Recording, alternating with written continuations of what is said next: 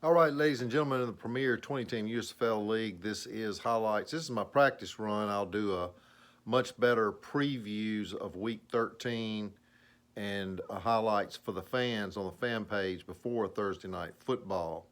So this is just a practice run. Very tired. Biked 50 miles today, ran 6, sunburned, wore out. But I said I was going to get this out. Like I said, I'm considering it a practice run. Here we go. Gamblers and the Blitz. Gamblers 3-9 now. Blitz 4-8. Fighting to stay out of the spoiler category and get in that bottom tier. Gamblers come out with a win, 21-20.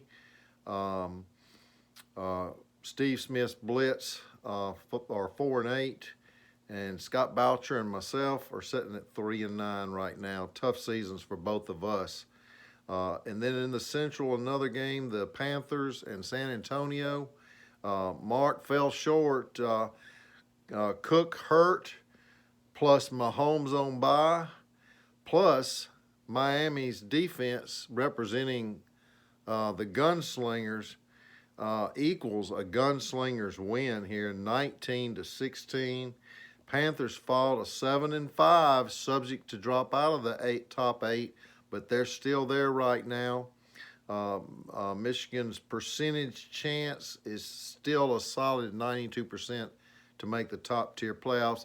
And San Antonio has a 2% chance, so there is a chance for the Gunslingers. Somehow ESPN calculates that. So I suppose if everything falls into place, San Antonio could make it there. Don't see how, but they could make it there. Jake Matthews, Gunslinger. So that wraps up the Central Division outside of the other game, which was an out-of-division game where the Outlaws beat the Express 28-22. Outlaws win the Central Division. Congratulations, Kyle and Keith Clark, another celebrity owner in our league. Good game for the Outlaws there. Express fall to 7-5, fourth in the Pacific Division. And then moving on to the Pacific, the Wranglers lose a tough game. Kevin Pearlou loses a tough game to the Breakers. The Wranglers were favored by 5 in this game. And what a point swing, 28-22. Breakers win by 6. Everyone for Jason Wise's Breakers performed this week.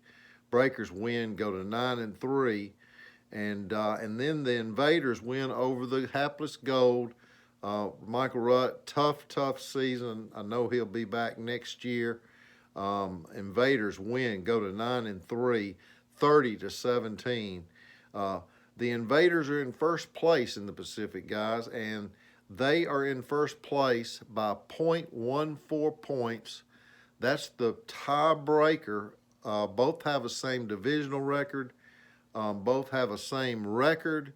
That's the Breakers and the Invaders. But 0.14 points for the whole season is the difference right now, with the Invaders in first place in the Pacific.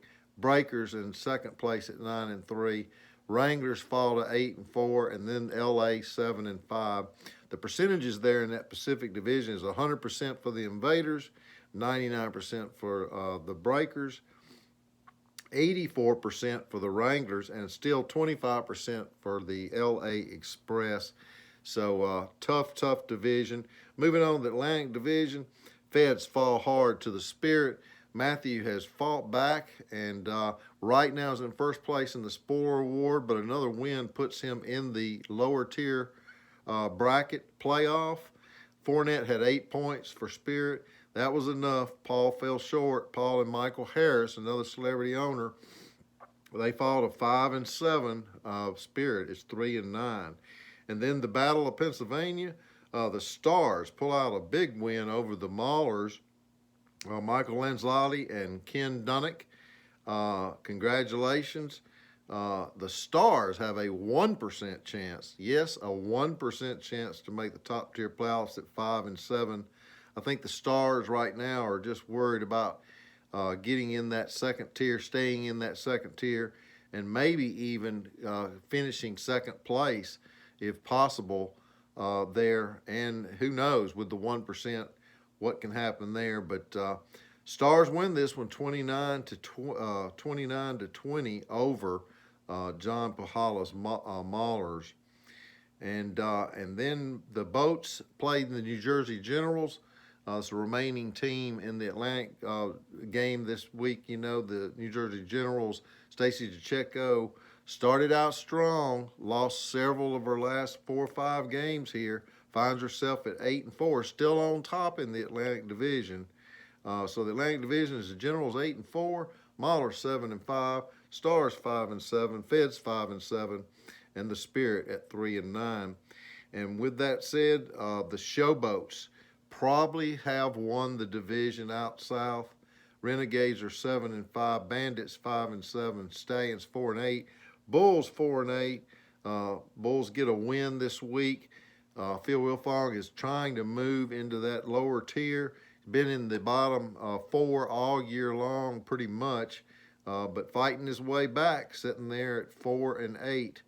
And then the Bulls and the Bandits. Bandits having a tough year. Terry Harness, and then Stallions and Renegades was a very close game, 20-18. Renegades injury ridden, so Michael Rodriguez is having a tough time. Look, that's pretty much it.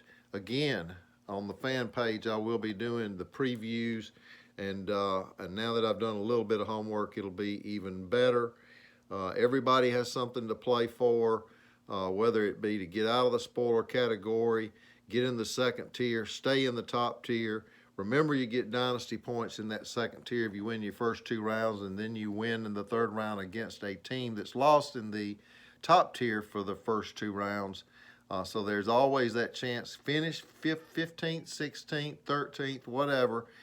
You'd still have a chance to earn yourself a dynasty point as we add those up as each season passes by.